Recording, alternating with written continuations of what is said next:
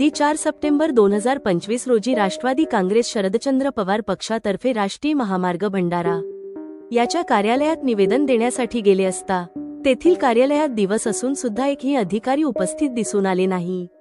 त्यामुळे निवेदन देता आले नाही म्हणून आम्ही शरदचंद्र पवार गटातर्फे खुर्चीला हार टाकून निवेदन ठेवण्यात आले। निवेदनानुसार मागणी मान्य न झाल्यास रास्ता रोको आंदोलन देण्यात येईल।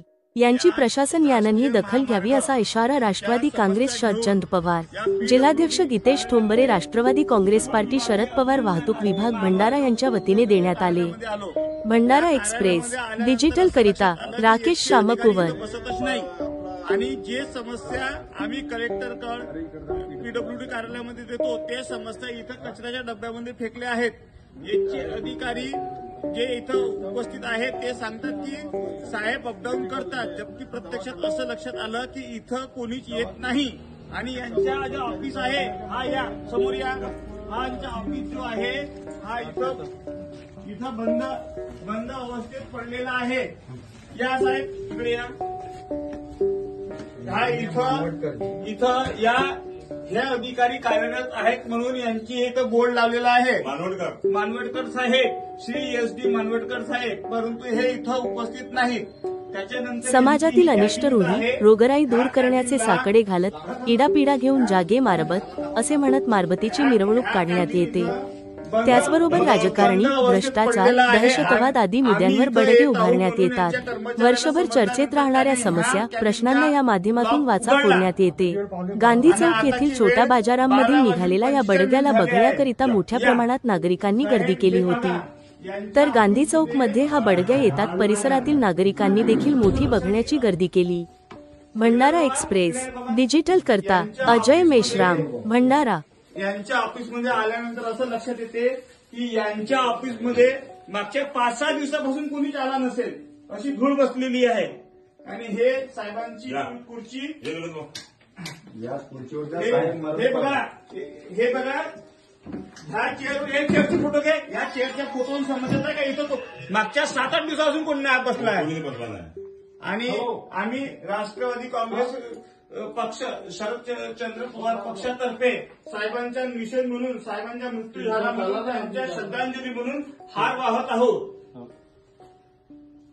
नमस्कार। आणि भावपूर्ण श्रद्धांजली त्याचबरोबर आमचं हा निवेदन जे कोणी इथं दुसरे अधिकारी येतील त्यांना त्यांच्या चेअरवर नाही इथं एकही क्लास 3 किंवा क्लास 2 ऑफिसर हजर नसल्यामुळे हा जो निवेदन आहे हा या साहेबांच्या खुर्चीला चिपकून आम्ही ठेवत आहोत। आणि नॅशनल हायवेवर झालेला हा एक व्यक्ती आहे ज्याच्या त्या गड्ड्यामध्ये पडून 2 व्हीलरने ऍक्सिडेंट झाला।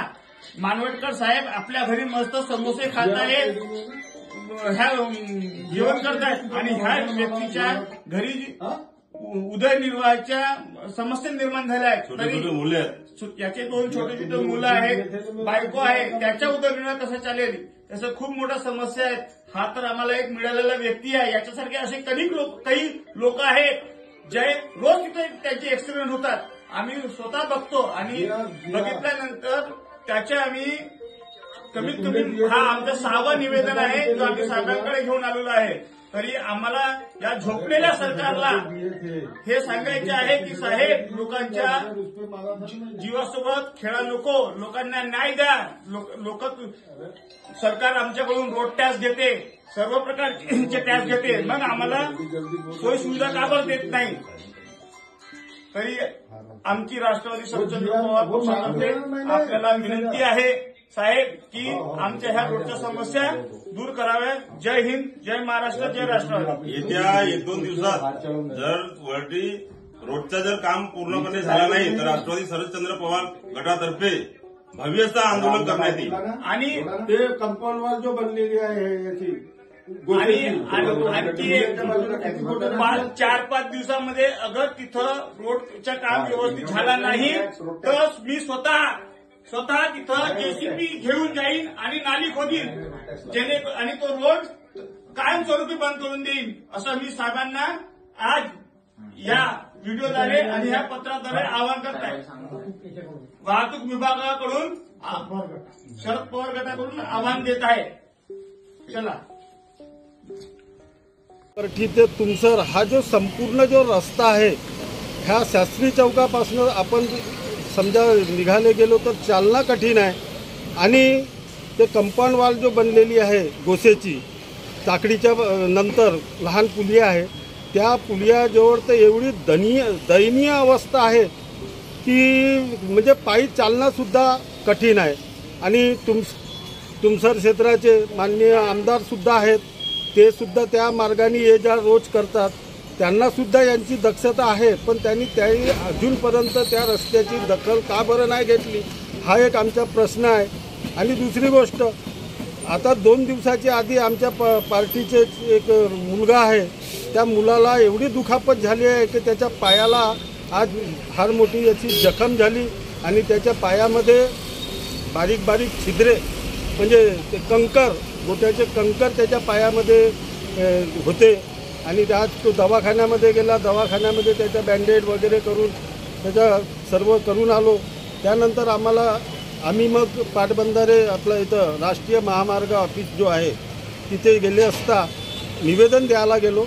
पण तिथे तेवढ्या ऑफिसमध्ये एक बी कर्मचारी तिथे हजर नव्हता.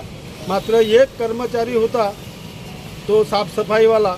त्याला आम्ही विचारलं की बा कुठे गेले साहेब वगैरे तर त्यांनी म्हणले की साहेब आले नाही. आणि जो दुसरा निवेदन घेणारा व्यक्ती आहे तो सुद्धा तिथे आहे नाही. ते आलेले नाही आज सुट्टीवर आहेत.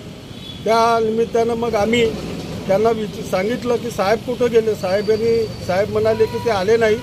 मग त्यांच्या कॅबिन खोललं त्यांनी आणि त्या कॅबिनमध्ये मग आम्ही जो हार वगैरे त्याचा अर्पण केला खुर्चीला त्या रिकाम्या खुर्चीला आम्ही हार अर्पण करून आम्ही आपले निवेदन तिथे सादर केले आहे. मला परिचय देणे इच्छितो. माझे नाव गितेश रामचंद्र ठोंबरे. मी शरद पवार गटाच्या राष्ट्रवादी काँग्रेस पार्टी शरद पवार गटाच्या वाहतूक विभागाचा जिल्हाध्यक्ष आहे. मागील काही आधी म्हणजे नेमकं 12 तारखेला आम्ही जिल्हाधिकारी कार्यालयामध्ये त्या रोडाबद्दल निवेदन दिलं होतं. नेमकं म्हणजे तो रोड टाकडीपासून तर मेहंदी पुलापर्यंत एवढा खराब आहे का तिथं बाईकवर चालणारे लोक जर का त्या खड्ड्यात गेले तर तिथं पडतील आणि त्यांच्या जीवाला मोठा धोका होतील किंवा ते मरू पण शकतात.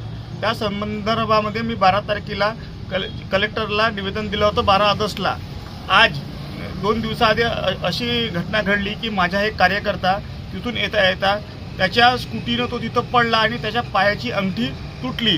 त्या संबंधामध्ये आज मी PWD नॅशनल हायवे कार्यालयामध्ये गेलो होतो. तिथं गेल्यानंतर असं लक्षात आलं की त्या ठिकाणी कोणीही अधिकारी नाही, कोणीही व्यक्ती नाही, मात्र एक साफसफाई करणारा व्यक्ती होता. त्यांना विचारपूस केली असता त्यांना सांगितलं की साहेब अपडाऊन करतात. त्यांचे कॅबिन उघडल्यानंतर असं लक्षात आलं की त्यांची कॅबिन मागच्या 6-7 दिवसापासून उघडलीच नसेल. त्यांच्या खुर्चीवर धूळ होती.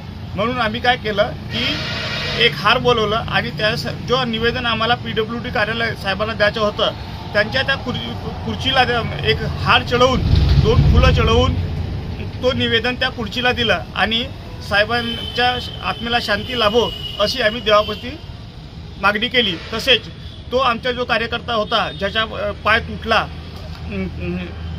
त्याच्या फॅमिलीचा काय होईल म्हणजे त्याच्या जो फॅमिलीचा जो उदरनिर्वाह आहे त्याच्यावर डिपेंड होता. त्याला पण काही सरकारतर्फे काही आर्थिक मदत व्हावी यासाठी आम्ही आज निवेदन केलं.